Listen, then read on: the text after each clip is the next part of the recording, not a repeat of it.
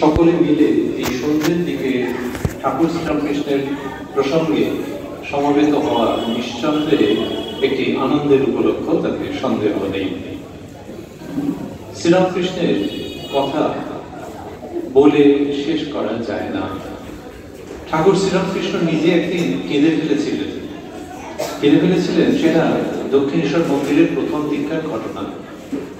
কি হয়েছিল যে তিনি মহাদেবের মন্দিরে গেছেন।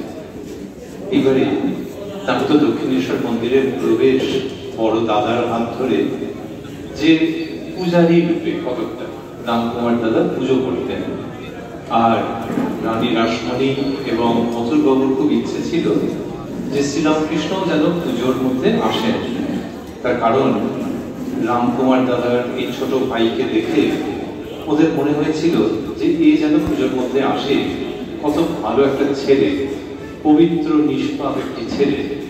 কিন্তু শ্রীরামকৃষ্ণের ইচ্ছে ছিল না, বা গদাধরের ইচ্ছে ছিল না। আপনারা হয়তো জানেন, তবু আপনাদের সঙ্গেই স্মরণ করছি।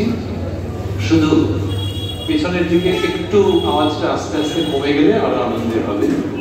এইবার শ্রীরামকৃষ্ণ যখন ওই রকম করছেন যে না, ইচ্ছে করছে না, দাদা এসছে ঠিক আছে, কিন্তু এখানে পুজো ঠিক পছন্দ হচ্ছে না। কেন পছন্দ হচ্ছে না? তার একটা বড় কারণ ছিল মথুরবাবু ছিলেন একটি বড় কারণ বড় সড়ো চেহারার মানুষ, জমিদার। আর কামারপুকুরের যে গদাধর, সে ভাবছে যে এসবের মধ্যে থেকে কাজ নেই।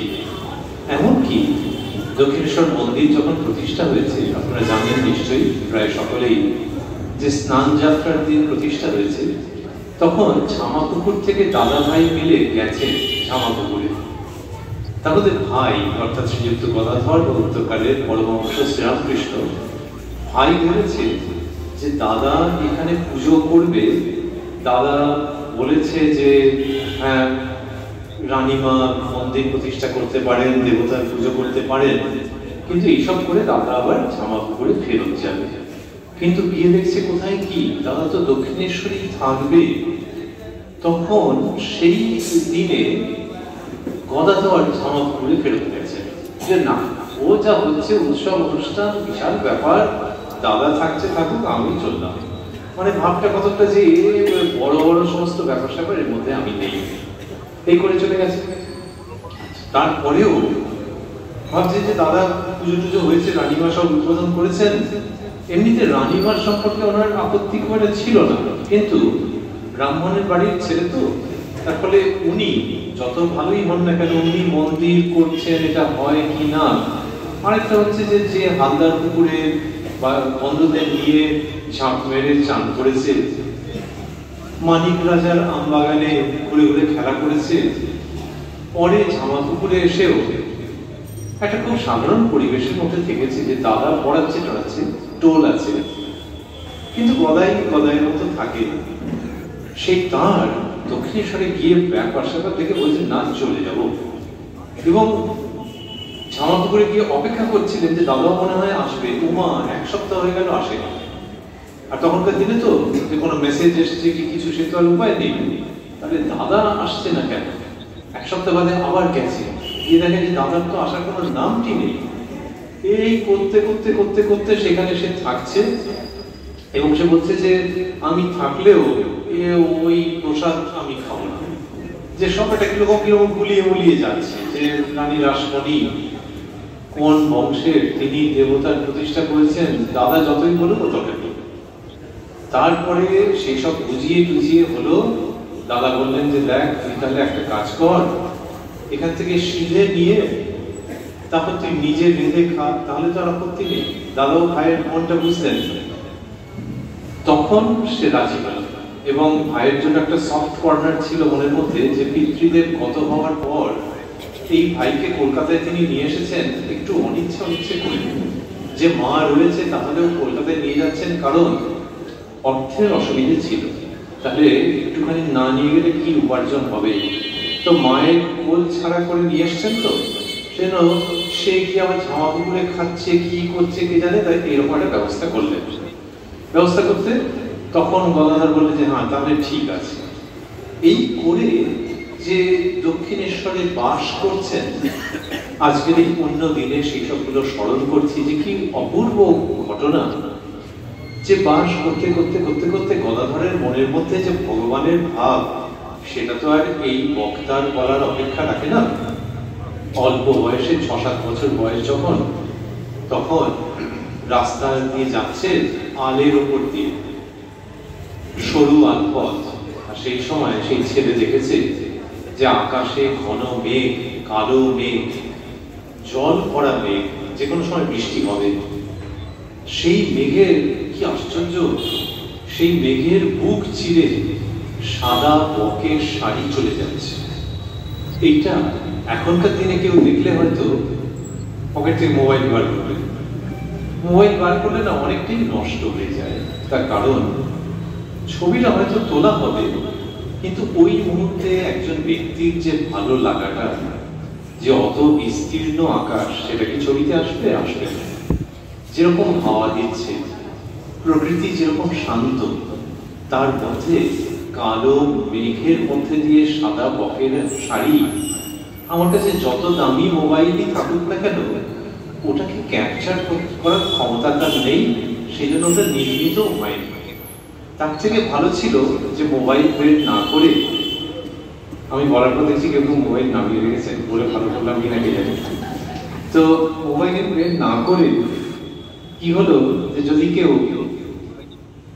ভাবেন যে আচ্ছা আমি পেট ভরে আস্বাদন করি বা মন ভরে আস্বাদন করি, তাহলে বোধহয় তিনি বুদ্ধিমান বা বুদ্ধিমতীরই কাজ করবেন না। সবচেয়ে বড় দুঃখ হচ্ছে যদি কেউ ক্যাপচারও করলো, তারপর পোস্টও করে দিল, 4.5 জনের বেশি দেখবে কিনা কি সন্দেহ আছে, কিন্তু সে পোস্ট করে দিল, মাঝখান থেকে নিজের যে দেখার আনন্দ সেখান থেকে বঞ্চিত হয়ে গেল। এটা গদাধর মোবাইল ছিল না, আর থাকলেও মনে হয় এটা করতেন না। তিনি ওইটা দেখছেন এবং দেখতে দেখতে তন্ময় হয়ে গেলেন, এমনই যে বাহ্য জ্ঞান চলে গেল এবং মাঠের উপরে পড়ে গেলেন। তার আগে কি করছিল সেই বাচ্চা ছেলে? ওদেশে বলে টেকো, মানে ওই বেতের ছুরি, ছোট সাইজের, সেই টেকোতে করে মুড়ি নিয়ে যাচ্ছিল। ওই মুড়ি নিয়ে যাচ্ছিল, খাচ্ছিল আর আকাশের দিকে তাকিয়েছিল।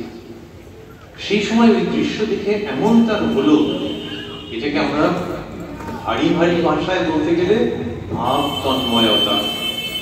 কিন্তু আসলে হচ্ছে যে একজন আর্টিস্টের যেরকম, শিল্পীর যেরকম দৃষ্টি থাকে কতটা, সেই রকম গদাধর ওইটা দেখতে দেখতে এমন হয়ে গেলেন যে বাহ্য জ্ঞান চলে গেল এবং সেই বাচ্চা ছেলে ওইখানে লুটিয়ে পড়ল, জ্ঞান হারিয়ে, আর টেকো থেকে মুড়িগুলো গিয়ে রাস্তায় ছড়িয়ে গেল। এটাই শ্রীরামকৃষ্ণের প্রথম ভাব সমাধি। একজন আর্টিস্ট যদি থাকেন এবং তিনি যদি মগ্ন হয়ে যান কিছুতে, তাহলে হয়তো তার স্ত্রী যদি বলেন যারে খাবার দিয়ে দিয়েছি, হয়তো তিনি খেয়াল করবেন না, বা বাইরের দিক থেকে অন্য কেউ যদি ডাকে হয়তো খেয়াল করবেন না। কেন? ওই দৃশ্যটার মধ্যে তিনি মগ্ন হয়ে আছেন।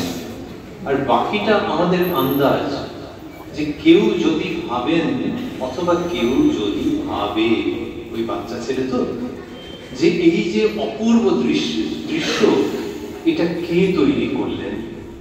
ওই মেঘের মতো, সাদা বকের মতো, কিন্তু এই মুহূর্তে যা দেখছি এটা কে তৈরি করলেন? তখন সম্পূর্ণ বাহ্য জ্ঞান শূন্য বোধহয় ওই রকম চিন্তার থেকে হতে পারে। এই করে গদাধর পড়ে গেল এবং সেটি তার জীবনের প্রথম ভাব সমাধি। কেউ ভিডিও করেননি, কেউ হই হই করে আসেননি, সংবাদপত্রে প্রচারিত হয়নি, কিন্তু আমরা জানি এবং আপনাদের সঙ্গে যখন এইসব কথা বলছি আপনারা মনোযোগ দিয়ে শুনছেন, তার মানে বোঝা যায় যে সংবাদপত্রের দরকার লাগে না। ঠাকুর শ্রীরামকৃষ্ণ বলছেন যে দেখো, ফুল ফুটলে ভ্রমর আপনি এসে উপস্থিত হয়। তার জীবনটা সত্যি সত্যি একটা অনুপম দিব্য পুষ্পের প্রস্ফুটন। সেই জন্য আলাদা করে আর প্রচার লাগেনি। গাঁয়ের মেয়ে বউরা তারা কি করছিল, যে বিশালাক্ষী মায়ের মন্দিরে যাবে, কারোর মানত আছে, কেউ তাদের সঙ্গী হয়েছে, আর গদাইকে তারা সঙ্গে নিয়েছে। এখনো হয় যেটা বাচ্চা ছেলে, চলো নিয়ে যাবে। সে বাচ্চা ছেলে না মেয়ে বলা মুশকিল, কারণ গানের গলা খুব ভালো, এবং বহু বাড়ির অন্তঃপুরে সে ঢুকে যেত। একটা ওই বয়সী ছেলেকে তখনকার দিনের রক্ষণশীল সমাজে দুম করে ঢুকতে দেওয়া হতো না, কিন্তু গদাই কি আলাদা করে ছেলে না মেয়ে, এত মিষ্টি স্বভাবের একটা বাচ্চা যে তাকে দেখবেন সেন্স দেওয়া থাকে। তো তন্ময় না হয়ে গেলেই হলো। এইবারে ক্ষুদিরাম বাবু আমাদের আপনজন, সেজন্য এইসব চলে। এইবারে হচ্ছে কি যে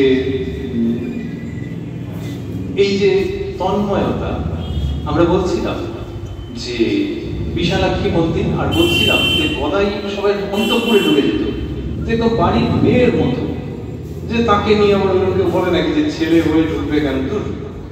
এইরকম একটা লাভেবল ক্যারেক্টার যার, সেই গদাই তাকে নিয়েছে, নিয়ে বিশালাক্ষী মায়ের ওখানে যাচ্ছে। এইবার কি হলো, হঠাৎ গদাই অজ্ঞান হয়ে গেল। এইটা শ্রীরামকৃষ্ণের জীবনের দ্বিতীয় ভাব সমাধি। অজ্ঞান হয়ে যেতে কেউ মাথায় জলে ছিটে দিচ্ছে, কেউ এটা করছে ওটা করছে, এখনকার দিনে হলেও যা করবে, কিন্তু দেখা গেল যে তার জ্ঞান আসছে না। তারপরে ওই মায়ের নাম শোনানো হলো তাকে, এবং তখন ছেলে আস্তে আস্তে উঠে বসলো, একেবারে সুস্থ, আবার তাদের সঙ্গে যেতে আরম্ভ করলো। এই গদাইয়ের মধ্যে ঈশ্বরীয় ভাব পরিপূর্ণ, আর এমনি হাতের কাজ এত ভালো, সে যা মূর্তি গড়ত, একবার মথুরবাবু দেখে ফেলেছিলেন যেরকম শিবের মূর্তি এত সুন্দর কে করেছে। তারপরে হৃদয় রাম বললেন যে মামা করেছে। তখন মথুরবাবু তাকে খুঁজতে আরম্ভ করলেন যে মামাকে। মামা তো এদিকে মা মা করে পালানোর অবস্থা, যে ওই ওই লোকটার কাছে যাও না। এই যার ভেতরে ঈশ্বরীয় ভাব, সেই তিনি যখন সিধে নিয়ে তার কথায় রান্না করে খাচ্ছেন, তখন কিন্তু ধীরে ধীরে তার ভালো লাগছে। দক্ষিণেশ্বরের বাস তার ভালো লাগছে, যেখানে মা ভবতারিণী রয়েছেন মন্দির উজ্জ্বল করে, যেখানে যেখানে রয়েছেন রাধা কৃষ্ণ, যেখানে রয়েছেন দ্বাদশ শিব। এইটি গদাধরের দৃষ্টি আকর্ষণ করছে, মনোযোগ আকর্ষণ করছে। শিবলিঙ্গ লোকে বলে পাথরের, তো সেই পাথরের শিবলিঙ্গ আবার মনোযোগ আকর্ষণ করে না, কিনা করে? সোমবার করে, তারপরে শ্রাবণ মাসে বাবা কত লোক যাচ্ছে। আবার রাধা কৃষ্ণের মূর্তি না হয় বুঝলাম, মা কালীর মূর্তিও মনোযোগ আকর্ষণ করছে, হ্যাঁ করবে তো বটেই। তার কারণ ওই যে মা কালী, তিনি তো রানীমাকে স্বপ্ন দিয়েছিলেন, এবং ওই কালী মূর্তি, মা কালীর মূর্তি যেটি আপনারা দেখছেন, আমরা দেখছি, সেই মূর্তি বাক্সের মধ্যে রাখা ছিল, কাঠের বাক্সে। যখন মন্দির প্রায় সম্পূর্ণ হয়ে এসছে নির্মাণ কার্য, আর রানীমা ভাবছেন যে এবার ধীরে ধীরে মন্দির প্রতিষ্ঠা করতে হবে, তখন মূর্তি মাকে, মা, সেই মা মূর্তির মধ্যে অবস্থিতা মা রানীমাকে স্বপ্ন দিয়েছিলেন যে আর তুই কত দেরি করবি, আমি তো ঘেমে উঠছি। এইটাতে রানীমা কিছুটা ঘাবড়ে গিয়ে, কিছুটা প্রবল ভক্তিতে, কিছুটা আক্ষেপে বললেন যে তাড়াতাড়ি করে একটা দিন দেখো যেদিনকে প্রতিষ্ঠা করা যায়, আর দেরি করবো না। এবং সেটি করতে গেলে অদ্ভুত জিনিস হয়ে গেল, যে স্নান যাত্রার দিন। এখনো লোকে স্নান যাত্রা অনেকেই মনে রাখেন। সত্যি সত্যি আমি ভিডিও নিয়ে মজা করছিলাম, কিন্তু হয়তো ভিডিও দেখছেন যে বেলুড় মঠের স্নান যাত্রা কেমন হচ্ছে, বা কেউ কোনো আশ্রমে গেছেন। স্নান যাত্রা মূলত বৈষ্ণব মানুষদের দ্বারা পালিত একটি অনুষ্ঠান, জগন্নাথ দেবের স্নান যাত্রা। কিন্তু রানীমা যেটি করলেন সেটি হচ্ছে মা কালীর মন্দির প্রতিষ্ঠা করলেন, এবং মা কালীর মন্দির যে প্রতিষ্ঠা করলেন সেটি ওই স্নান যাত্রার দিন করলেন, যেটা এমনিতে খুব একটা পরিচিত ব্যাপার নয়। এটা করছেন তার কারণ মা তাকে সরাসরি দর্শন দিচ্ছেন। সেই মা রয়েছেন, রাধাকান্ত দেব রয়েছেন। শ্রীরামকৃষ্ণ একটা নাম বলতেন, তিনি যখন ধুতি কাপড় পরে যাচ্ছেন তখন বলতেন যে বিষ্ণু ঘরে প্রণাম করব। তার নিজের শ্রীমুখের ভাষা হচ্ছে বিষ্ণু ঘর। আর মহাদেব রয়েছেন। এবার কি অদ্ভুত যোগাযোগ, যে গদাধরকে এরা আকর্ষণ করছেন। আমরা বলছিলাম যে ঠাকুর কিনে ফেললেন, সেই কিনে ফেলার প্রসঙ্গে আসবো। গদাধরকে যখন আকর্ষণ করলেন, তারপর ইতিহাস খুব দ্রুত নির্মিত হতে আরম্ভ করলো। কিরকম? পা স্লিপ করে পড়ে গেলেন ওই রাধাকান্ত দেবের মন্দিরে যে পূজারী, তিনি যখন শ্রীকৃষ্ণকে শয়ন দিতে যাচ্ছেন, তখন পা স্লিপ করে পড়ে গিয়েছিলেন। পড়ে যেতে শ্রীকৃষ্ণর মূর্তির পা ভেঙে যায়। যেতে তো তখন সে অস্থির অবস্থা। আপনারা জানেন যে সবাই মত দিল যে যখন এরকম মূর্তি হয়েছে তখন মূর্তিকে গঙ্গায় দিয়ে নতুন মূর্তি করতে হবে। তখন যে শ্রীরামকৃষ্ণ ওদের দিকে ফিরতেন না খুব একটা, রানীমা এবং তার জামাইয়ের দিকে, তিনি কিন্তু হঠাৎ বললেন, তখনও বাচ্চা ছেলে, যে এ আবার হয় নাকি? রানীমাকে বলছেন যে জামাইয়ের যদি পা ভেঙে যেতে হবে, মানে খুব ডেঞ্জারাস ব্যাপার। রানী রাষ্ট্রপতিকে এইসব কথা বলা, কিন্তু যখন ভগবানের প্রসঙ্গ আসছে তখন আর ভয় টয় নয়, জামাইয়ের পা ভেঙে গেলে কি তাকে গঙ্গায়? রানীমাও এত ধর্মপ্রাণ, মথুর বাবু সেইভাবে স্পিরিটেড, হয়তো নিজের শাশুড়ি ঠাকুরের দ্বারাই প্রভাবিত, আমরা জানি না। দুজনে মিলে বললেন যে এই ছেলে যা বলেছে ঠিক বলেছে। আর গদাধর বললেন যে আমি মূর্তি সারিয়ে দেব। তিনি এমন ভাবে রিপেয়ার করে দিয়েছিলেন যে কোথায় খোঁজ বোঝা যেত না। এই করে দেখা গেল যে ওই পা স্লিপ করার ব্যাপারই হোক, মূর্তি এরকম হয়ে যাওয়াই হোক, ওই মূর্তির মধ্যে যারা আছেন তারাও এই ছেলেকে চাইছেন। কেন? ওই সময় ঠিক হলো যে পূজারী পড়ে গেছেন, তো তাহলে গদাধর এই রাধাকৃষ্ণের পুজোয় আসবেন, এইটি মথুরবাবুরা বলে টলে রাজি করাবেন। তারপরে আবার ওদের উদ্দেশ্য ছিল যে মা কালীর পুজোয় টানতে হবে। এইটা কিছুতেই করতে পারছিলেন না, কারণ এটা অদ্ভুত কারণ। এই রাধাকৃষ্ণের যে পুজো সেটা একটু হালকা লোক গীতে, আর মা কালীর পুজো মানে তো বিশাল ব্যাপার। কিন্তু গদাধরের তাতে আপত্তি ছিল না, অন্য ব্যাপারে আপত্তি ছিল, সেটা হচ্ছে মায়ের গায়ের গয়না। বললে গ্রামের ছেলে তো, হচ্ছে মায়ের গায়ের এত গয়না, সেইগুলোর দায়িত্ব এসে যাবে, অর্থাৎ পূজারীর উপরে দায়িত্ব এসে যাবে, সেই জন্য সে পুজো করবে না। এইখানেও মথুরবাবুরা খুব বোঝালেন যে ওই সবের জন্য তোমায় কিছু ভাবতে হবে না। তখন তিনি মা কালীর পুজোয় ব্রতী হলেন, এবং মা কালীর পুজোয় ব্রতী হয়ে যেটা ঘটলো, ওই জন্য বলছিলাম আপনাদের সঙ্গে গল্পের মতো এই প্রসঙ্গে আছি। কিন্তু দেখা যাবে যে দেবদেবী এই পৃথিবীতে এসে যদি চোখের সামনে ঘুরে বেড়ান মানুষের বেশে, ঠিক সেই রকমটাই হয়েছে সেই সময়ে। কারণ গদাধর গিয়ে মা কালীর পুজো করছেন, নেপথ্যে হয়তো মথুরবাবু রানীমা খুব খুব আনন্দ করেছেন, কিন্তু তারপরে যেটা হলো সেটার জন্য ওনারা মনে হয় একেবারেই প্রস্তুত ছিলেন না। সেটি কি? সেটি হচ্ছে এই ছেলে পুজো করছে যে সেই নিয়ে অভিযোগ চলে এলো। অভিযোগটা কে করলো? অভিযোগ করলো মন্দিরের স্টাফেরা বা কর্মীরা। তাদেরকেও দোষ দেওয়া যায় না। তারা রানীমার কাছে অভিযোগ করলেন যে কি টাইপের পুজো হচ্ছে। ইনি পুজো করতে বসে ঘন্টার পর ঘন্টা আসনে বসে থাকছেন, আর তারপরে সেই ফুল কখনো মায়ের পায়ে দিচ্ছেন, কখনো নিজের মাথায় দিচ্ছেন। তারপর যে ভোগ নিবেদন করা হবে, ও তো জীবনে দেখিনি।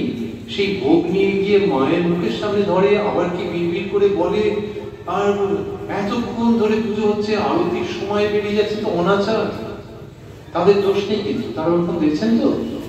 দেখে অভিযোগ গেল।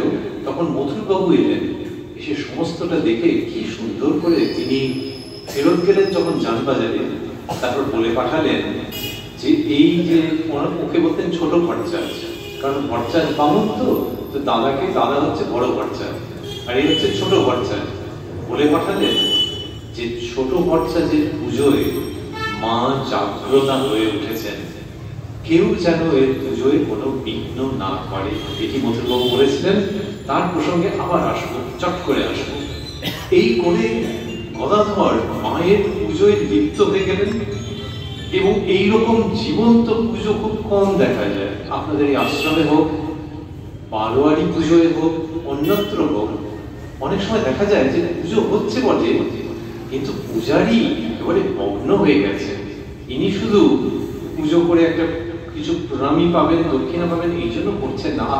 ওনার দিকে তাকিয়েও খুব ভালো লাগছে, মায়ের পুজোয় মগ্ন হয়ে গেছে। বহু দেখতে পাওয়া যায়। যেটা দেখতে পাওয়া যায় তাকে যদি কোটি গুণ করা যায়, তাহলে গদাধরের অবতারিণী পুজোকে আমরা কিছুটা কল্পনা করতে পারি, যেখানে তিনি দেখছেন যে মা জীবন্ত কিনা। মনে হচ্ছে মা জীবন্ত, শুধু এই পাথরের মূর্তি নয়, আমার ভিতরে অনুভূতি হচ্ছে যে মা জীবন্ত, কিন্তু ব্যাপারটা সমাধান করতে পারছি না।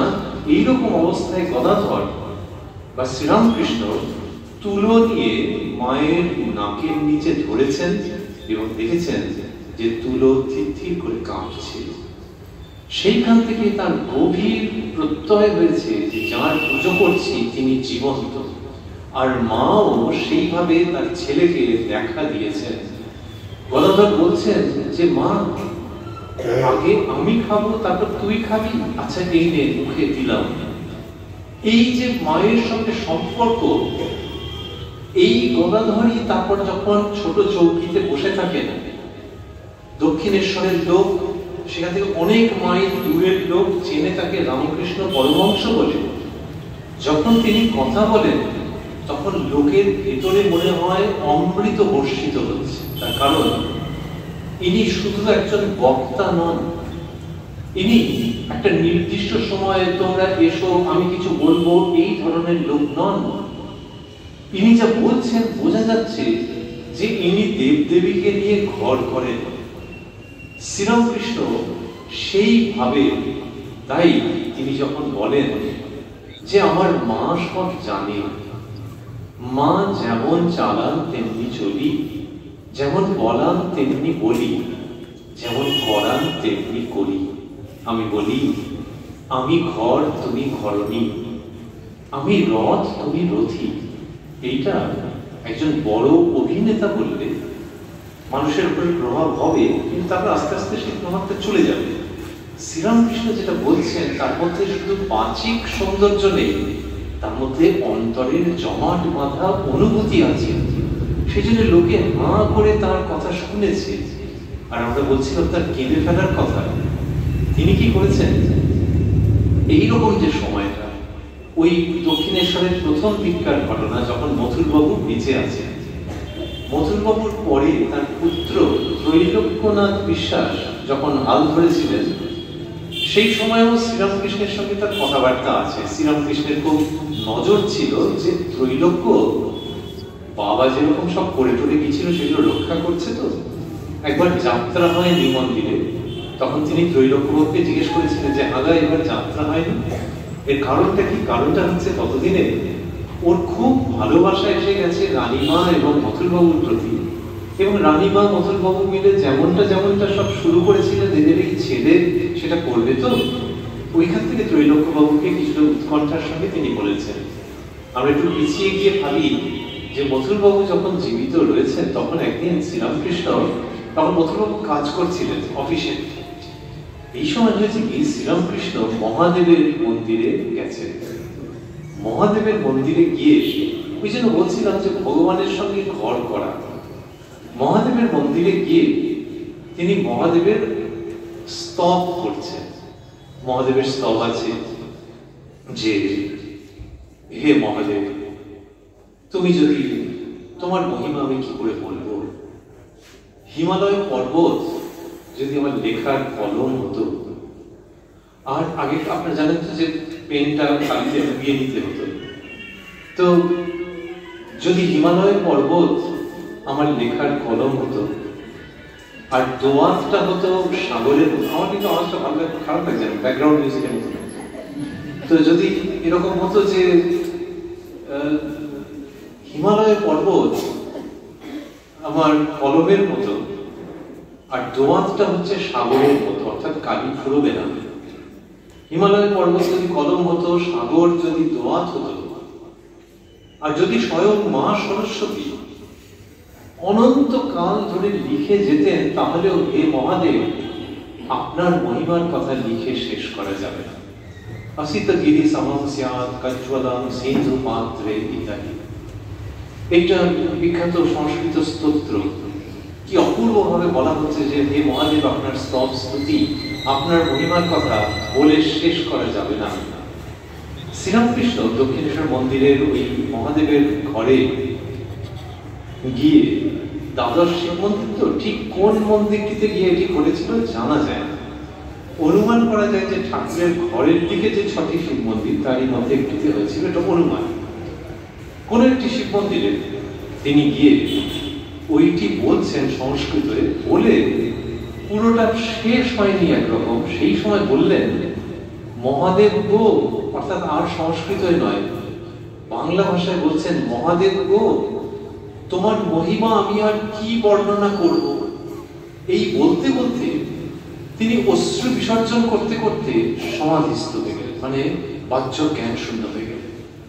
যখন এরকম বাহ্যক জ্ঞান শূন্য হয়ে গেলেন, তখন ওই কর্মীরা তারা খবর পেয়ে এসে মাথায় পাখা হাওয়া করছে, কেউ মুখে জল দিচ্ছে, আর মথুরবাবুর কাছে খবর গেছে। স্বাভাবিক, মন্দিরে রয়েছেন তো। মথুরবাবু যখন এসেছেন তখন দেখেন গুঞ্জন হচ্ছে। ওই যে বলছিলাম যে মন্দিরের কর্মচারীরা প্রথম দিকে তো বুঝতে পারেন কি, ভাবছে ফেন্ট হয়ে গেছে। এখনকার দিনে হলে ভাবছে যে সুগার ফল হয়েছে, তো মন্দির ওরকম ভাবছে। এইবার মথুরবাবু এসে ওই যে দেখলেন, আর ততক্ষণে শ্রীরামকৃষ্ণের আস্তে আস্তে জ্ঞান আসছে। মথুরবাবু ততদিনে ঠাকুর শ্রীরামকৃষ্ণকে অন্যভাবে চিনে গেছেন। এই জায়গাটাতে আপনাদের অনেকেরই হয়তো মনে পড়বে যে কুঠি বাড়িতে তিনি একদিন কাজ করছিলেন, আর সেই সময় খোলা চোখে দেখলেন, ভুল দেখছি না তো, চোখ পচলে দেখলেন যে না ঠিকই, যে ঠাকুর শ্রীরামকৃষ্ণ পায়চারি করছেন ওই টানা বারান্দাগুলো। কোন টানা বারান্দা? ওই ঠাকুরের ঘর থেকে মা সারদার ঘরের দিকে যেতে গেলে ডান দিকে যে টানা বারান্দা, ওই বারান্দায় পায়চারি করছেন। আর আমি কি ভুল দেখছি নাকি, যে একদিকে যখন তিনি আসছেন তখন বাবা মহাদেব, আর যখন ফিরছেন তখন মা কালী। এটা মথুরবাবু দেখেছিলেন। এমনিতে মথুরবাবু একটু অন্যরকম স্বভাবের লোক ছিলেন তো, সত্যগুণ রজগুণ ইত্যাদি প্রভৃতি সবই ছিল তার। তার শাশুড়ি ঠাকুর যতই শ্রীরামকৃষ্ণের কথা বলেন না কেন, আমাদের মনে হয় মথুরবাবু নিজেও শ্রীরামকৃষ্ণকে অন্যভাবে প্রচুর দেখেছেন। দেখার জন্যে ওনার ওই রকম অবস্থা পরিবর্তন হয়েছিল। উনি ভাবতেন যে নিজের ইষ্ট, শ্রীরামকৃষ্ণকে নিজের ইষ্ট ভাবতেন। তো এই একদিকে মহাদেব আর একদিকে কালী, এটা চোখ কচলে যখন দেখলেন তখন গিয়ে ওই ঠাকুরের পায়ে পড়েছিলেন। আর তখন ঠাকুরের কি মিষ্টি উত্তর! তিনি বলছেন, মধুর করছো কি, লোকে দেখে ফেলবে। তো লোকে দেখে ফেললে ক্ষতি কি? আরে ক্ষতি নেই, তো জমিদার বাড়ির লোক, এমনি তো পুরোহিত। তাহলে পুরোহিত কি কিছু করেছে নাকি যেরকম জমিদার বাবু গিয়ে তার পায়ে পড়েছে? সুতরাং বলছেন যে লোকে দেখলে কি বলবে। এই যে মথুরবাবু, তিনি ওই মহাদেবের মন্দিরে গিয়ে প্রায় একই রকম ব্যাপার ঘটলো। ঠাকুরের যখন আস্তে আস্তে জ্ঞান আসছে তখন তিনি মথুরবাবুকে দেখে খুব চমকে উঠেছেন। দাদার হাত ধরে যে বাচ্চা ছেলেটা ঢুকেছিল তার ওই মনোভাবটা পুরোপুরি বজায় ছিল, যে এটা মথুর এসে গেছে।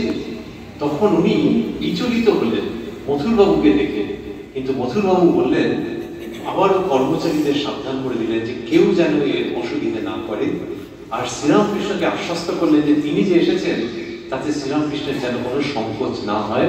ঠাকুর ধীরে ধীরে আবার কি বলবো, আমরা সুস্থ হয়ে উঠলেন তা বলবো না, আগে তো আরো সুস্থ ছিলেন। লোকে যা সুস্থ বলে তার থেকেও বেশি তিনি দেবলোকে চলে গিয়েছিলেন।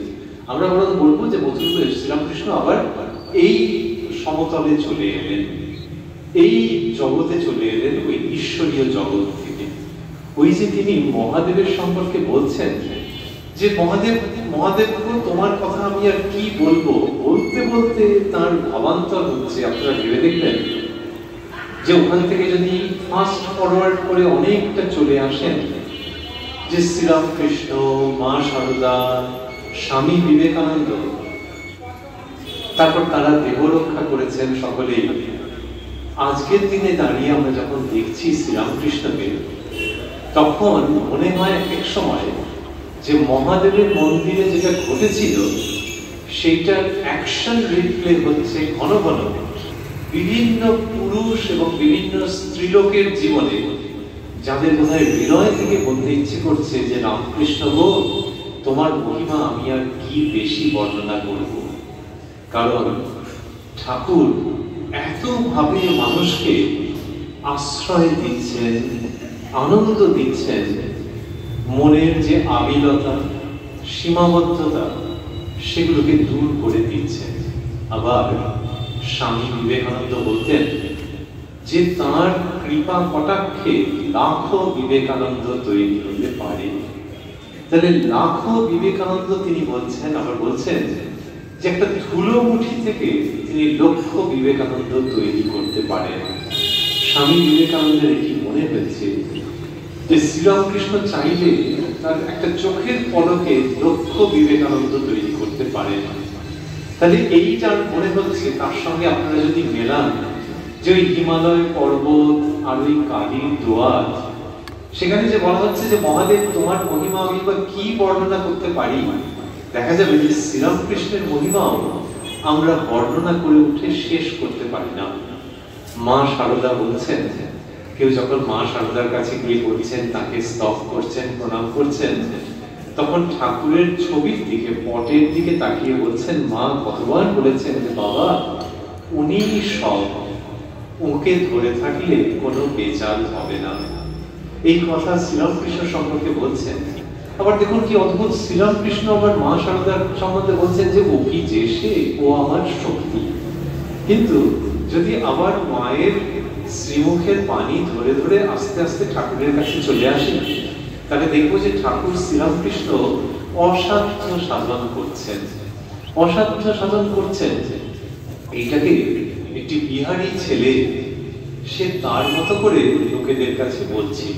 কি বলছিল? বলছিল যে আমি তার পদসেবা করছিলাম, আর সেই সময় তিনি আমাকে জিজ্ঞাসা করলেন যে আরে বলতো তোর রামজি এখন কি করছেন? তখন যারা শুনছিলেন তারা বললেন যে হ্যাঁ তারপর হচ্ছে, উনি বলছেন আমনে বললাম যে আমি কি জানি রামজি কি করছেন। তখন তিনি বললেন তোর রামজি এখন ছুঁচের ভিতর হাতি গলাচ্ছেন।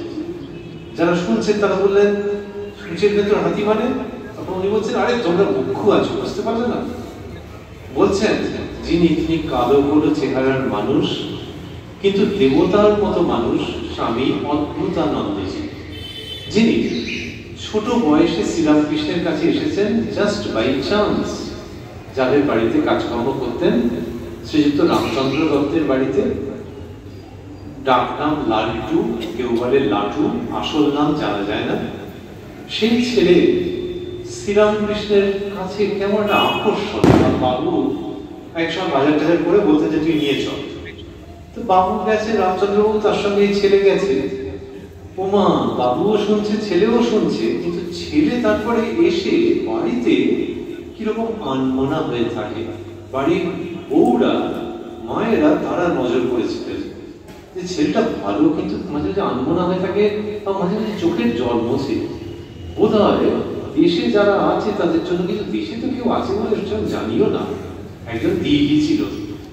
পরে জানা গেল তার আনমনা হয়ে থাকার কারণ, তার চোখের জল গোপনে ফেলার কারণ, বাবুও জানেন না যে বাবু যার কাছে যান সেই অপাপবিত্র দেবতা এই বাচ্চা ছেলের মন হরণ করে দিয়েছেন। এবং এই ছেলে বাবুকে গিয়ে বলছে যে আমরা আবার কবে তার কাছে যাব। তখন রামবাবু দেখলেন তো অদ্ভুত ব্যাপার, জিনিসপত্র নিয়ে একে আসতে বলেছিলাম সেই জন্য নিয়ে এসেছিলাম, আর এ তো দেখছি আমার থেকেও বেশি তাকে ভালোবেসেছে। এইরকম হতে হতে একদিন ঠাকুর শ্রীরামকৃষ্ণ বললেন যে রাম, এই ছেলেটিকে এখানেই রেখে দাও। আর রামবাবু সানন্দে রাজি হয়ে গেলেন। তখনকার দিনে হেল্পিং হ্যান্ড পাওয়া যেত, সেজন্য যে ছেলে যদি ওর কাছে থাকে, আর উনিও যেখানে বললেন আমার তো মহা সৌভাগ্য, তাহলে ওর কাছেই রেখে আসে।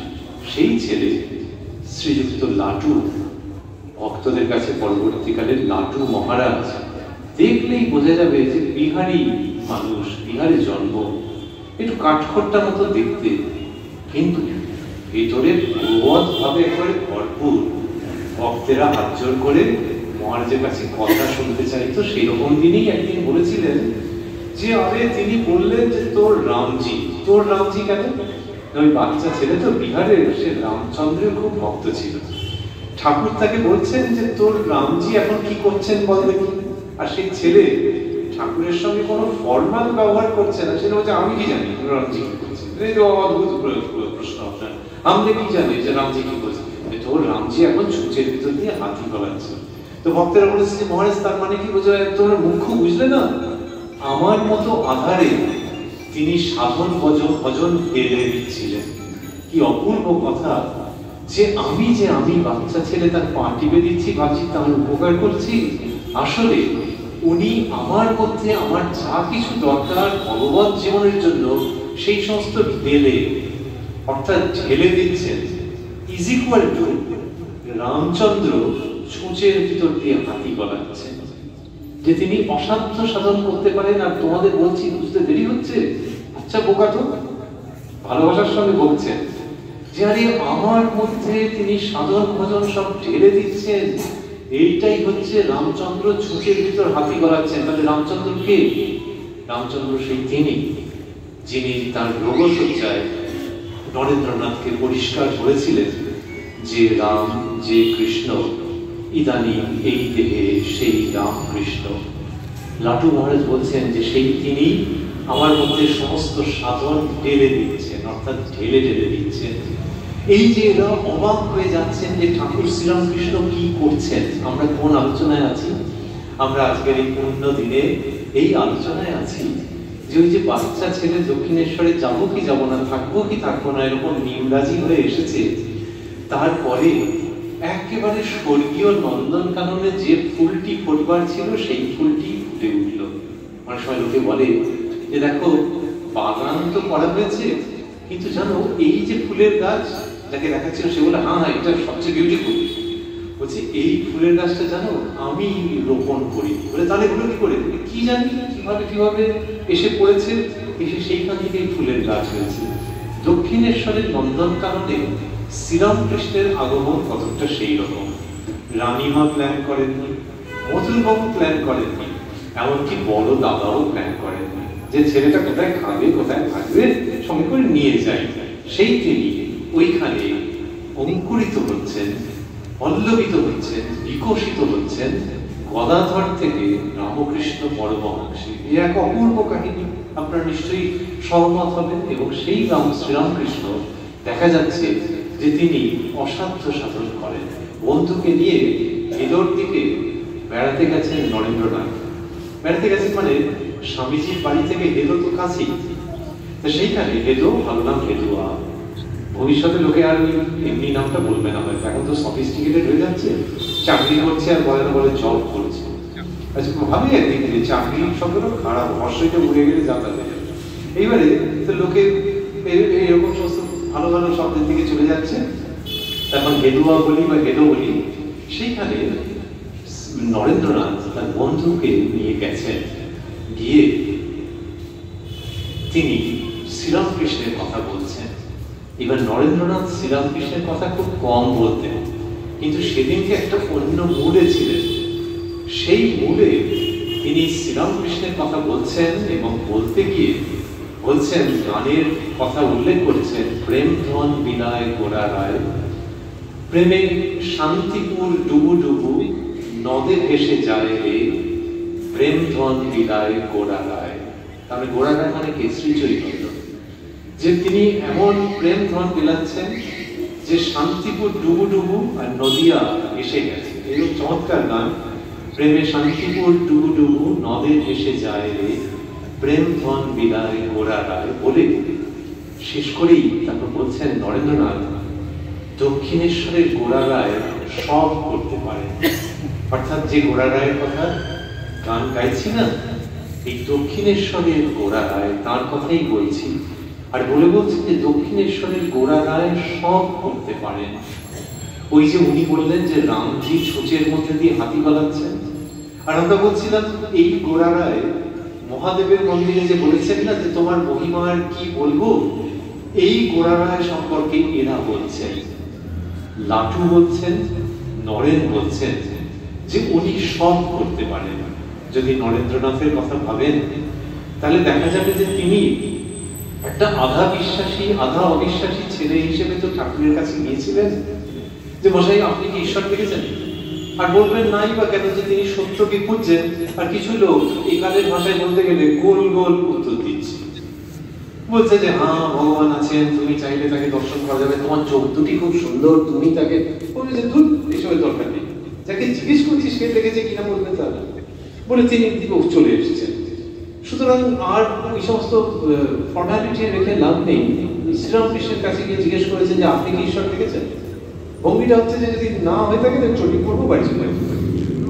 শ্রীরামকৃষ্ণ বলছেন যে হ্যাঁ দেখেছি, আর তোমাকে যেরকম দেখছি তার থেকেও স্পষ্ট ভাবে দেখেছি, আর তুমি যদি চাও তোমাকে দেখাতেও পারি। এই শেষটা তো সাংঘাতিক, শেষটা সাংঘাতিক। কেউ যদি বলে যে চারিগ্রামে এক জায়গায় হিরে জহরত আছে আমি জানি, আর তুমি যদি চাও তোমাকে দেখাতে পারি, এই দ্বিতীয় অংশটা তো সাংঘাতিক। এটা বলা মানেই তো সে আমার কিছু বলবে যে তাহলে দেখান, তাহলে দেখান আপনি যখন বলেছেন। তো নরেন্দ্রনাথের প্রশ্নের মধ্যে যে অবিশ্বাসটা আছে সত্যি না নেই, থাকলে বলবেন, বলে তো ফেলতাম। এইবারে হচ্ছে যে নরেন্দ্রনাথের মধ্যে যে অবিশ্বাসটা ছিল যে আপনি কি ঈশ্বর দেখেছেন, সেই অবিশ্বাসের আপনারা ভেবে দেখবেন যে কি যথাযোগ্য উত্তর যে হ্যাঁ দেখেছি। তারপরে হচ্ছে খুব সায়েন্টিফিক কথা যে হ্যাঁ দেখেছি বলা মানে তো কিছুটা ওরকম হয়ে গেল, হয় যে আমার প্রতি যদি শ্রদ্ধা থাকে তাহলে আমি বিশ্বাস করবে, নাহলে আমি কি বলবো।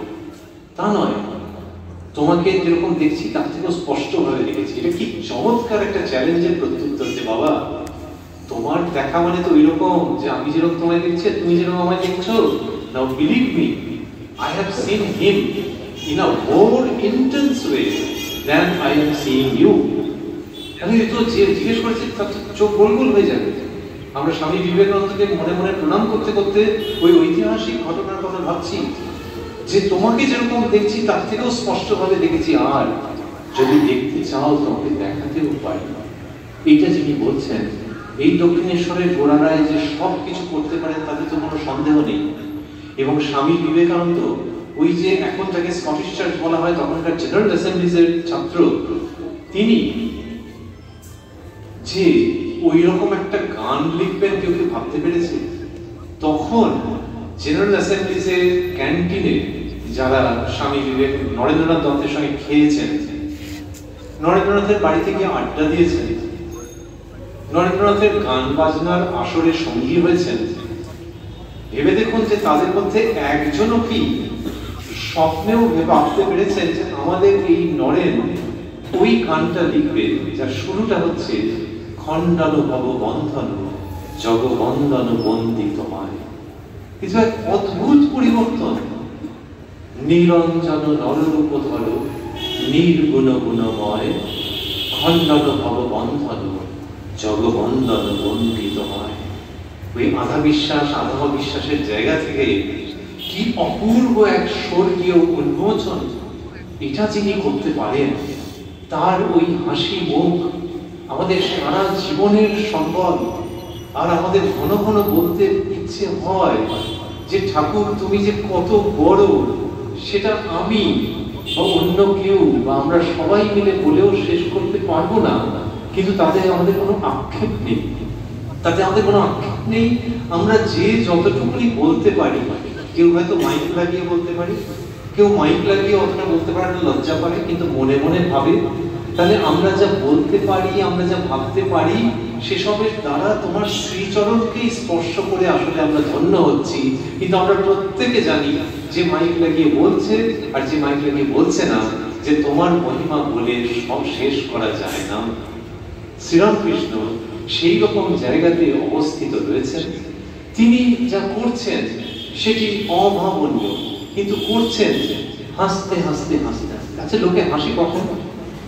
আমাকে এখানে আসার পর চা খাওয়ানো হয়েছে, কফি খাওয়ানো হয়েছে, ক্ষুদিরামবাবু খাইছেন, দেবাংশুবাবু বসে রয়েছেন, আরো সব বড়রা রয়েছেন, এরা কত যত্ন করেন। যখন করছেন আমি হাসি হাসি মুখে বলছি, উত্তর দিচ্ছি, বলছে কফি ঠান্ডা হয়ে গেছিল, বাড়ি থেকে এনেছি, না ঠিক আছে। এতে কি হাসবে না? তুমি লোকে রেগে রেগে কথা উত্তর দেবে। কিন্তু যদি কেউ রেগে রেগে বলে তার উত্তরেও কি হাসি হাসি মুখে উত্তর দেওয়া যায়? কি জানি যায়, হয়তো খুব উন্নত চরিত্রের কেউ বলে পারবে। আচ্ছা, যদি কেউ গালাগাল দেয় তারপরে হাসি হাসি মুখে, এর জন্য দরকার শ্রীরামকৃষ্ণ পরমহংসকে, যিনি কিনা গ্রিন রুম থেকে আরম্ভ করে থিয়েটারের আনাচে কানাচে বিচরণ করেছেন, থিয়েটারের নটনটিকে ভালোবেসেছেন, থিয়েটার নামক যে শিল্প তার কদর করেছেন এবং অকথ্য গালিগালাজের সম্মুখীন হয়েছেন তার কাছ থেকে, যার নাম গিরিশচন্দ্র ঘোষ। তিনি যা বলেছেন তাতে শ্রীরামকৃষ্ণ কোথাও কুপিত হচ্ছেন না। একবার বলছেন যে মুখ দিয়ে যা এক সময় বেরোয় না, মানে সেটা রেগে গিয়ে বলা নয়, রেগে গেলে লোকে বলে আমি তবুও একদিন, এইসব না। এই যে মুখ দিয়ে যা একসময় বেরোয় না, এটা কে বলে? মা যেমন বলে যে ছেলেটা গোয়ার আছে বা মেয়ের সম্বন্ধে মাথা গরম হলে না কিছু ঠিক থাকে না, কিন্তু আসলে জানো ভালো মাথা গরম হলে অন্যরকম। সেই মায়ের ভঙ্গিতে বলা যে মুখ দিয়ে যা সব বেরোয় না একসময়, কিন্তু কি ভালোবাসা, কি ভালোবাসা! ইনটক্সিকেটেড অবস্থায় গিরিশ বাবু একদিন বলেছেন ঠাকুরকে যে আশীর্বাদ করতে। ঠাকুর তো বুঝতেই পারছেন যে ওইসব গিলেছে, কিন্তু তিনি কিছু বলছেন না, শুধু অবস্থাটা দেখে যাচ্ছেন। এইবার ওই আশীর্বাদ, আচ্ছা ঠিক আছে, শ্রীরামকৃষ্ণ নিজে এরকম ভাবে করেননি, মায়ের ইচ্ছে হলে হবে এরকম সব বলছে যখন, তখন গিরিশবাবু বলছেন ফস করে যে বলো তুমি আমার ছেলে হয়ে জন্মাবে। এই তো থিয়েটারকে ছাপিয়ে গেল, এই অদ্ভুত কথা। শ্রীরামকৃষ্ণ দুঃসাহস এরকম যে বলছেন না আমি তো ছেলে হয়ে জন্মাবো না, তার কারণ হচ্ছে যে তেমন আবার জন্ম হবে কার ঘরের ছেলে হয়ে, গিরিশবাবুকে নিয়ে তার আপত্তি নেই, কিন্তু তিনি সংসার জীবন যাপন করেননি, করছেনও না। আরে গিরিশটা যত ভালোই হোক, আর আমি তাকে যত ভালোই বাসি, তিনি কি একটা আকাশ জিনিস বলে বলেছে। তখন বলছেন ও তোমার খুব বাংলাই আছে না, মানে তুমি বামুনের ঘরে, সেই জন্য তোমার ছেলে বেরোবে থেকে বলে এমন করতে আরম্ভ করেছেন গিরিশবাবু। আর বইতে তো সব লেখা নেই, মনে হয় মুখে কিছু আটকায়নি। শ্রীরামকৃষ্ণ চলে এলেন, কিছু বললেন না, আর সঙ্গে যারা তারা প্রায় টেনে নিয়ে চলে আসছে যে মশাই এখানে আর এক মুহূর্ত হয়। জানেন আপনারা সবাই যে মদ্যপান করে যদি কেউ খারাপ কথা বলে তাও লোকে মেজাজ ঠিক রাখতে পারে না, যে দেখে দাও মদ খেয়েছে আমাকে এই কথা বলতে দিতে হয়। তখন থেকে কি করে বোঝানো যাবে যে আমি তো মদ খেয়েছি, বলে ওটা বলছে তোমার ব্যাখ্যা তোমার কাছে, আমি আমারটা বুঝে নেব। শ্রীরামকৃষ্ণ অন্য দৃষ্টিতে দেখছেন। পরের দিন দক্ষিণেশ্বরে একটা অদ্ভুত অবস্থা, সবাই বলছে যে না মশাই আর যাবেন না ওখানে। এই সময় রামবাবু রয়েছেন উপস্থিত, শ্রীযুক্ত রামচন্দ্র দত্ত। তাকে বলছেন শ্রীরামকৃষ্ণ, রাম তুমি কি বলো? রাম বলছেন যে শ্রীকৃষ্ণ কালী ও নাগকে বিষ দিয়েছেন, সে তো বিষই উৎকীর্ণ করবে। খুব মনে ধরেছে কথাটা, রাম ঠিক বলেছে, গিরিশের বাড়ি যেতে হবে, গিরিশের বাড়ি যেতে হবে এই কথা তিনি বলছেন। এই কথাটা শোনবার জন্য অপেক্ষায় ছিলাম, যে যাকে ভগবান বিষ দিয়েছেন, যে সাপকে তিনিই তো বিষ দিয়েছেন। সাপ কি তার মায়ের পেটে থাকতে ওইটা খুঁজে খুঁজে এনেছে নাকি? ভগবানই দিয়েছেন। তো সুতরাং সে তো বিষই উৎকীর্ণ করছে। শ্রীরামকৃষ্ণ বলছেন হ্যাঁ ঠিক বলেছে, রামের ওখানে যেতে হবে, গিরিশের ওখানে যেতে হবে। এবং রামবাবুর উদাহরণটা ওইখানে ছিল যে সাপের মধ্যে থেকে তো বিষই বেরোবে, আর শ্রীরামকৃষ্ণ গিয়ে মন্থন করে তার মধ্যে থেকে অমৃত বার করেন। এবং গিরিশবাবু ওয়াজ অ্যাবসলিউটলি ট্রান্সফর্মড। তিনি শ্রীরামকৃষ্ণকে দেখে অবাক হয়ে যাচ্ছেন যে এইরকম ভালোবাসা কেউ বাঁচতে পারে। যারাই শ্রীরামকৃষ্ণের কাছে গেছেন তারাই দেখেছেন যে ওর ভালোবাসা কুল কিনারা ছাপিয়ে যাচ্ছে। স্বামী বিবেকানন্দ এক জায়গায় লিখছেন, কি সুন্দর মনে হবে, একটা প্রেমের উক্তি, একটা নাটক, নভেল, কবিতার উক্তি। বলছেন ভালোবাসিতে একমাত্র তিনিই জানিতেন ও পারিতেন। কি মিষ্টি একটা উক্তি, যে ভালোবাসিতে একমাত্র তিনিই জানিতেন এবং পারিতেন। এরকম বললেন কেন? ভীষণ সাংসারিক বিপর্যয়ের মধ্যে দিয়ে গেছেন, তো তখন দেখেছেন একেবারে নিকটের আত্মীয় স্বজন বিক্রয় করেছেন, এমন কেস কাচারি করেছে যে বেচারি মা ভুবনেশ্বরীকে একবার করে শ্বশুর বাড়ি থেকে ভিটে ছাড়া হতে হয়েছে।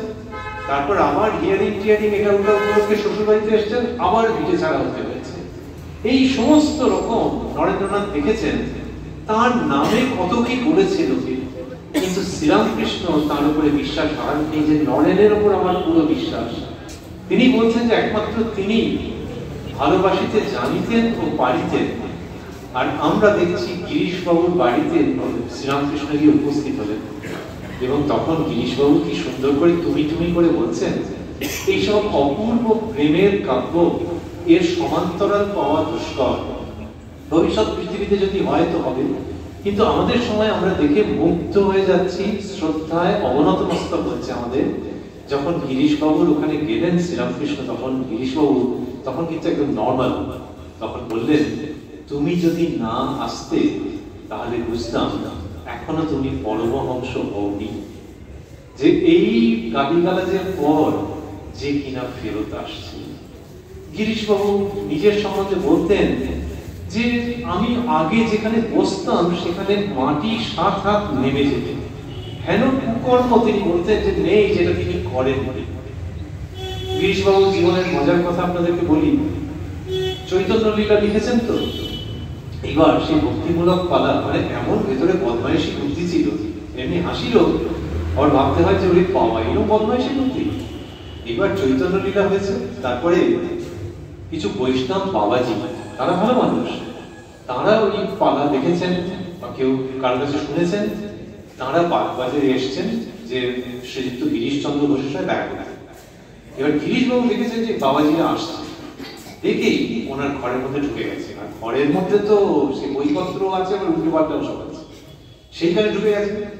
এইবার বাবাজিরা এসছে, আর গিরিশবাবু কোনো আলাদা করে নমস্কার করার ব্যাপার নেই, কারণ উনি প্রথাগত ধর্ম মানতেন না, প্রথাগত ধর্মে কোনো নিষ্ঠা ছিল না ওনার। এইবার গিরিশবাবু এসব কিছু মানছেন না, এমনি শ্রদ্ধার সঙ্গে কথা বলছেন, আর ওরা বলছেন যে চৈতন্য লীলা আপনি রচনা করেছেন, কি মহান বলো।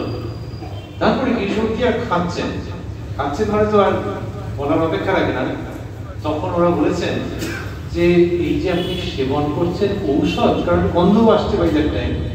তো গিরিশবাবু বলছে না না, ঔষধ তো আসলে মদ খাচ্ছি, মদ বলতে সেই বৈষ্ণব বাবাজিরা সঙ্গে সঙ্গে সেখান থেকে পলায়ন করেছেন। গিরিশবাবু যিনি সেক্রেটারি ছিলেন, অবিনাশ চন্দ্র, তিনি তার বইতে এই লিখেছেন যে সঙ্গে সঙ্গে সেই বাবাজিরা পলায়ন করছেন, এবং গিরিশবাবু তাকে খুব খুশি, আমাকে ভক্তিতে এক্ষুনি সাষ্টাঙ্গ প্রণাম করবে। এরকম প্রথাগত জায়গায় উনি নেই। আরো খারাপ কথা, পুজোর আগে আগে ওর বাড়িতে কে বা কারা ঠাকুর ফেলে দিয়ে গিয়েছিল। বইতে পুরো বিবরণটা নেই, মনে হয় মা দুর্গা পুজোর আগেই ঘটনা। তাহলে মা দুর্গার সঙ্গে তার যারা আছেন সন্তানরা, তাদেরও বোধহয় দিয়ে গিয়েছিল, জানি না, বুঝতে পারছি না, কিন্তু ওই ঠাকুর ফেলে দিয়ে গেছে। ঠাকুর ফেলে দিতে ওর বোন গিরিশবাবুর একদিন সকাল থেকে ঘুমিয়ে গেছে অড টাইমে। এবার উঠে গেছে যে বোন কি সব বলছে, কি বলছে, কে ঠাকুর ফেলে দিয়ে গেছে, আর বোন বলছে যে সেই সব পুজো টুজো করবে, মায়ের পুজো, বড় পুজো, সেই সব আয়োজন করতে হবে। আর মাথায় খুন চেপে গেছে, খুন চেপে গেছে। গিয়ে উনি বলছেন যে ঠাকুর এক্ষুনি বিদায় করে। তখন বোন হাতে পায়ে ধরছে যে দাদা ফেলে দিয়ে গেছে, বলছে যারা ফেলে দিয়ে গেছে তারা বুঝবে। এবং আপনারা সকলে জানেন কিনা জানি না, ঘটনাটা যেখানে যাচ্ছে সে মারাত্মক ভয়াবহ। গিরিশবাবু গিয়ে সকালবেলা তো তখন নর্মাল ছিলেন, কিন্তু গিয়ে আকণ্ঠ মদ্যপান করলেন। তারপরে খুঁজে খুঁজে একটা কুঠার বার করলেন, বোধহয় ওই যেতে ছিল ভাড়ার ঘরের কোথাও গুদাম ঘরে ছিল, সেদের কুঠার বার করে নিয়ে এসে দিদির কাকুতি মিনতি, পাড়ার লোকেরা প্রায় হাতে পায়ে ধরছে, তার মধ্যে গিরিশবাবু সেই কুঠার দিয়ে সেই মূর্তিকে ভেঙে টুকরো টুকরো করলেন ওই দিদির চোখের সামনে।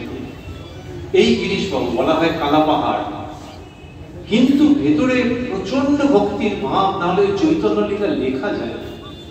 আজকের দিনে দাঁড়িয়ে যদি ভাবি যে কাউকে 50 লাখ দেওয়া হবে, 50 লাখ, একজনকে বলে দেওয়া হলো যে আপনি এরকম একটা পালা লিখুন, তাহলে বোধ হয় পারবে না।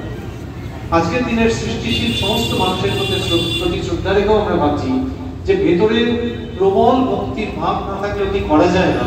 এবং সেই গিরিশবাবু আজকের এই পূর্ণ দিনে ভাবছি যে ঠাকুরের স্পর্শে কিভাবে রূপান্তরিত হয়ে যাচ্ছেন।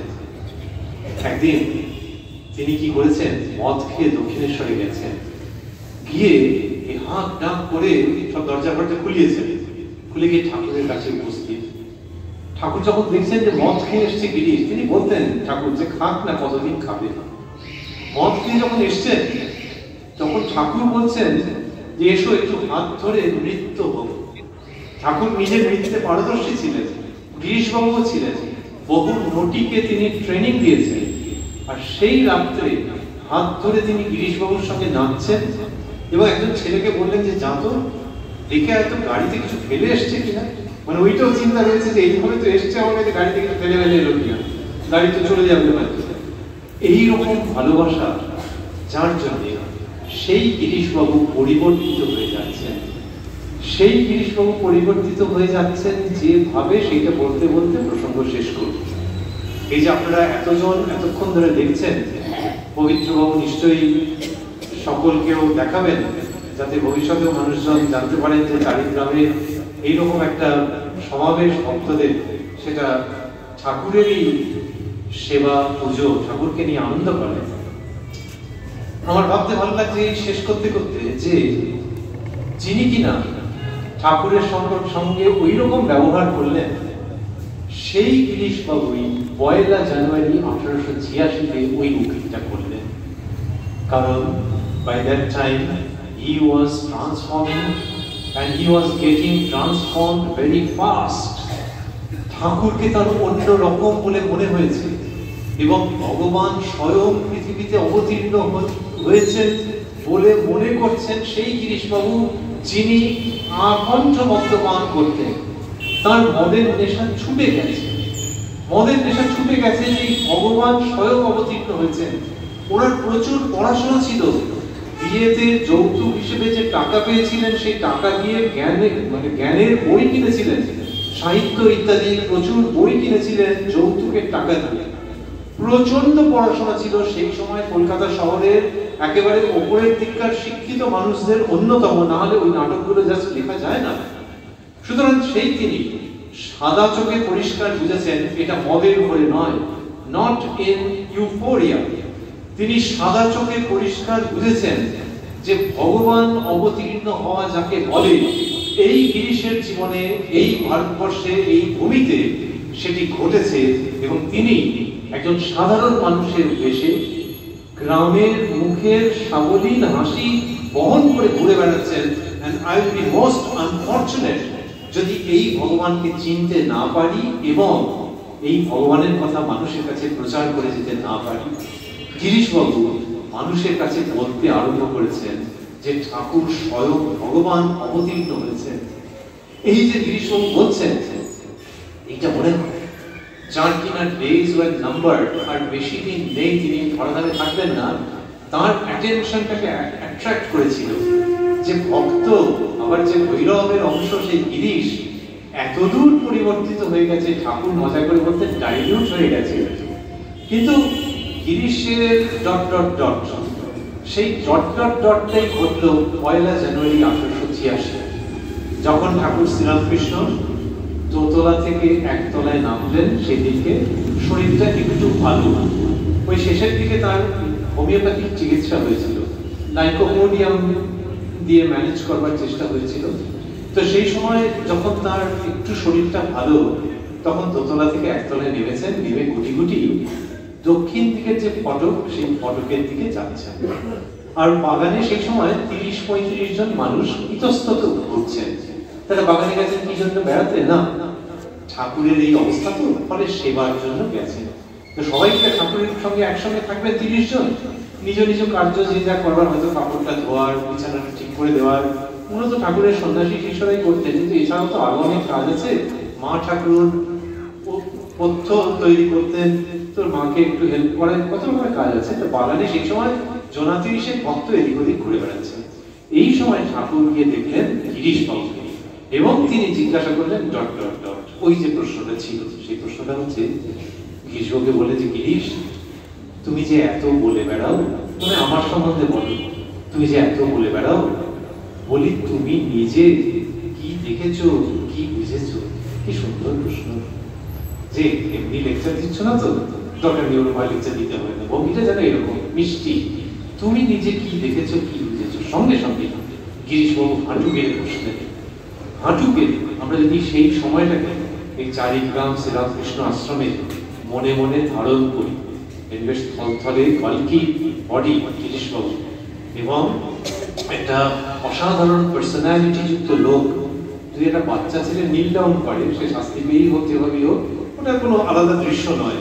কিন্তু ওই রকম চেহারার মানুষ হাঁটু গেড়ে বসছেন, কোনো শাস্তি পেয়ে নয়, নিজের মনের আবেগে হাঁটু গেড়ে বসে ঠাকুরের দিকে হাত জোর করে তাকিয়ে গদগদ স্বরে বলছেন যে ব্যাস বাল্মীকি যার ইয়ত্তা করতে পারেননি, আমি তার সম্বন্ধে আর অধিক কি বলবো। মনে হয় দেবতারা হর্ষধ্বনি করেছেন, বা আপনারাও হাত তালি দিতে পারেন। তো এই যে কথা বলছেন গিরিশবাবু, যে ব্যাস বাল্মীকি যার ইয়ত্তা করতে পারেননি, আমি তার সম্বন্ধে অধিক কি আর বলবো। এই কি অপূর্ব, একজন নাট্যকারের পক্ষেই বোধ হয় এরকম সুললিত ভাষায় নিজের মনের অভিব্যক্তি ব্যক্ত করা সম্ভব।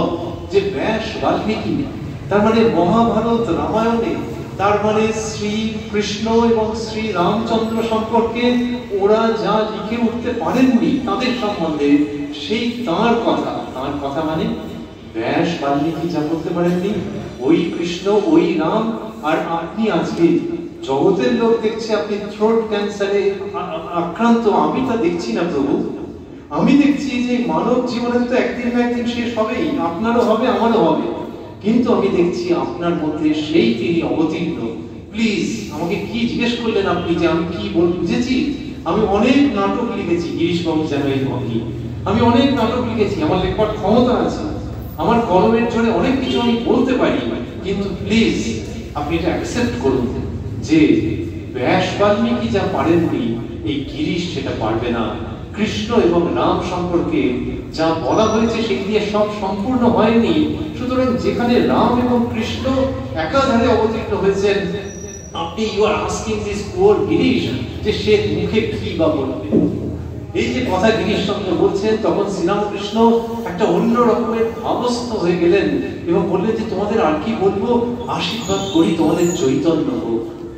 এই যে চৈতন্য হোক বলছেন, তাহলে মানুষের ভেতরের যে শুদ্ধ সত্তা সেটা জেগে উঠুক।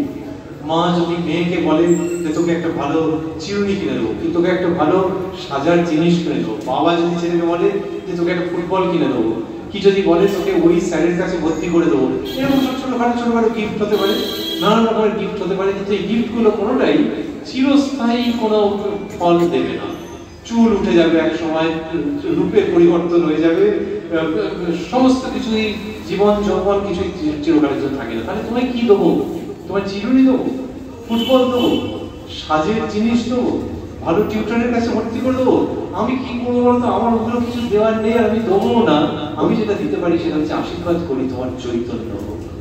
পৃথিবীর সমস্ত বাবা এবং মা, তাদের সমস্ত সদিচ্ছা মিলিত হয়ে যদি একটি কণ্ঠস্বর উদিত হতো, তবে বোধহয় সেটি এটি যে আশীর্বাদ করি তোমার চৈতন্য হোক। অর্থাৎ ওই কোন গিফট দিলে তাতে একটু ভালো লাগে, কিন্তু চিরস্থায়ী আনন্দের যে উৎস মুখ, আমি পিতা হয়ে, আমি মাতা হয়ে, সেই মা বলছেন যে বাবা জানো তো, তার জগতের উপর মাতৃভাব ছিল। তা আমি সেই জায়গা থেকে আশীর্বাদ করছি যে তোমাদের চৈতন্য হোক। আজকের এই শুভ দিনে এটি স্মরণ করছি। আর বারবারই আপনাদের কথা ভাবছি, আপনারা শুনছেন, আমি ভাবছিলাম যে একটা কথা শুনে কোনো অন্য রকমের রিয়াকশন হবে কিনা, আপনারা চমকে যাবেন কিনা, খারাপ লাগবে কিনা। কিন্তু তার মধ্যে চমকে যাওয়ার উপাদান ছিল, সেটি কোনটি বলুন তো? সেটি হচ্ছে যেখানে কিনা ওই মাতৃমূর্তি, দেবী মূর্তি, তাকে একদম খান খান করে ভেঙে দিলেন গিরিশবাবু। এই যে খান খান করে তিনি ভেঙে দিচ্ছেন পুরুল দিয়ে, এটাকে যদি নাট্যায়িত করা যেত, যদি সিনেমায় নিয়ে আসা হতো, তাহলে চিন্তা করুন যে যদি ডলবি সাউন্ডে এটাকে আনা হতো, তাহলে কি হতো? তাহলে হতো যে একটি মায়ের মূর্তি এবং সেই গিরিশবাবুর ভগিনী, তিনি উথালি পাথালি করছেন যে এটা করো না, পাড়ার লোকেরা হাতে পায়ে ধরছে, আর উনি সেই কুড়ুল দিয়ে দম দম দম দম করে ভাঙছেন। এইরকম সাউন্ড নিয়ে এফেক্টটা তো আসছে, যে কি অবিশ্বাসী রে বাবা, যে লোকে ফেলে দিয়ে গেছে, লোকের উপরে রাগ করো, কিন্তু এই মাতৃমূর্তি তুমি ভাঙছো। আমরা বলছিলাম কল্পতরু শ্রীরামকৃষ্ণের কথা, যে যিনি কিনা ওই বর প্রদান করছেন যে তোমার ভেতরে চৈতন্য জেগে উঠুক, সেটা না শুধু ওই 1 জানুয়ারি 1886 যে করেছেন তা নয়। যদি দেখা যায় যে তিনি রোজ করেছেন, 24 ঘন্টা 7 দিন করেছেন এবং পরেও করেছেন, এখনো করছেন, যে তিনি মানুষের অন্তর চৈতন্যের জাগরণ ঘটাচ্ছেন। সবাই দুঃখী দুঃখী হয়ে তাকিয়েছিল, আর অন্ধকার অন্ধকার ঘর, প্রদীপ জ্বলছিল, কেউ বুঝতে পারছিল না, নিজেদের মধ্যে কতটা মুখ চাওয়াচাই করছিল যে কি করব কি করব। সেটা একটা কালী পুজোর রাত্রি। সেদিনকেও শ্রীরামকৃষ্ণের শরীরটা খুব খারাপ, শ্যাম্পু করে তিনি সকালবেলায় বলেছেন কালী পুজোর জোগাড় যন্ত্র করে রাখতে। সেজন্য ভক্তেরা সব জোগাড় করে রেখেছেন কালী পুজোর। আর আপনারা জানেন যে কালী পুজো একটা সঙ্গে অনেক রকমের তার উপচার আছে, অনেক রকমের নিয়ম আছে, খুব কঠিন পুজো। কিন্তু কই, বিকেল হয়ে গেল, সন্ধে, ঠাকুর তো পুজোর কথা কিছু বলছেন না। সামনে ফুল চন্দন সমস্ত রাখা আছে, আর ঠাকুর সামনে রয়েছেন। আবারও মনে হচ্ছে যে তার শরীর খারাপ বটে, কিন্তু যে উপস্থিতি তো দিব্য উপস্থিতি। কিন্তু আজকে তো কালী পুজো, আর এইসব আয়োজন করে রেখেছি, তাহলে উনি তো কিছু বলছেন না, তাহলে পুজো কখন হবে? ঠিক এইরকম সময় আবারও সেই গিরিশ বাবু, তিনি সামনে ছিলেন। গিরিশ বাবুর হঠাৎ মনে হলো, it came to him like a flash, যে আচ্ছা উনি কিছু বলছেন না, আচ্ছা আচ্ছা আচ্ছা, ওনারই মধ্যে মনে হচ্ছে যে মা কালী স্বয়ং উপস্থিত হয়েছেন এবং তিনি পুজো পেতে চাইছেন। গানে আছে, সেটা ওই দিন রচিত গান নয়, অন্য সময় রচিত গান ঠাকুরের সম্পর্কে। আপনি করিলে আপনার পূজা, আপনার স্তুতি গান, ভবতারিণীর পূজারী ঠাকুর, তুমি হে আমার প্রাণ। মানে ঠাকুর যেন মায়ের পুজো করছেন, আর এই সাধক কবি লিখছেন যে আপনি করিলে আপনার পূজা, যে মায়ের সঙ্গে মায়ের এই ছেলেকে না আমি জানো তফাৎ করতে পারছি না। সেই জন্য ছেলেকে উদ্দেশ্য করে বলছি, ভবতারিণীর পূজারী ঠাকুর, তুমি হে আমার প্রাণ। সেই তিনি যাদের প্রাণ, তাদেরই অন্যতম। গিরিশ বাবুর মনে হলো যে সাক্ষাৎ ঠাকুরের মধ্যে মা কালী বুঝিবা উপস্থিত, এবং সেই মনে হওয়াটা এত লাইভলি ছিল, এত ভাইব্রেন্ট ছিল, এত স্ট্রং ছিল, এত রিয়েল এন্ড প্র্যাকটিক্যাল ছিল, যে উনি আর কাল বিলম্ব না করে ওই জবা ফুল তুলে নিয়ে ঠাকুরের পায়ে মা মা আনন্দময়ী, মা আনন্দময়ী এরকম বলতে বলতে সেই পুষ্প নিবেদন করলেন। মা ব্রহ্মময়ী বলছেন আর পুষ্প নিবেদন করছেন। সারা পৃথিবীতে এরকম হবে কিনা আমরা জানি না। শ্রীরামকৃষ্ণ নিজের সহধর্মিনীকে একেবারে ফর্মাল ওয়ার্শিপ করেছিলেন ষোড়শী পুজো, আর আজকে সেটা তো তবু ফলোহারিণী কালী পুজোর রাত্রি ছিল, আর এটি শ্যামা পুজোর রাত্রি। এবং সেই দিনে গিরিশ বাবু শ্রীরামকৃষ্ণকে পুজো করলেন, তার মধ্যে মা কালীর অপূর্ব আবির্ভাবকে প্রত্যক্ষ করে। তারপর শ্রীযুক্ত নিরঞ্জন যারা ছিলেন, তারাও একেবারে হুড়মুড় হুড়মুড় করে ওই ফুল নিয়ে ঠাকুরের পায়ে যখন দিচ্ছেন, ঠাকুরের জীবনীতে লেখা আছে যে তার মুখের মধ্যে, তখন তার শ্রীমুখের মধ্যে ওই মা ভবতারিণীর যে বরাভয় করার রূপ, সেই রূপ দেখতে পাওয়া যাচ্ছে।